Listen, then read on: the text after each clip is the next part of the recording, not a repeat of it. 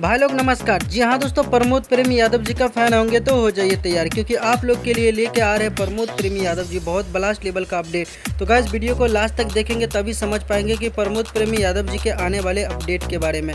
तो भाई लोग बता दूं, प्रमोद प्रेमी यादव जी का बहुत ब्लास्ट लेवल का गाना आ रहा है। जी हाँ दोस्तों, सुनने में आ रहा है अमरूद लेला। बहुत सारे गाना आया है, लेकिन इस बार अलग अंदाज में प्रमोद प्रेमी यादव जी के गाना आएंगे। बात करते हैं दूसरे गाने के, तो जी हाँ दोस्तों, आप लोग को बता दूं एक गाना आया था 2-3 दिन पहले प्रमोद प्रेमी यादव जी का, जिस गाने को यूट्यूब से डिलीट कर दिएगा। जी हाँ दोस्तों, आप लोग को तो पता ही चल चुका होगा कि कौन से गाने की बात करते हैं। जी हाँ दोस्तों, क्लास में झकास लागेलू इस गाने को यूट्यूब से हटा दिया गया। फाइनली आप लोग के बीच में इस गाने को जो है फिर से 2 से 3 दिन के अंदर में इस गाने को आपस ले जा सकता है, हो सकता है तो कल भी आ जा सकता है आप लोग के बीच में।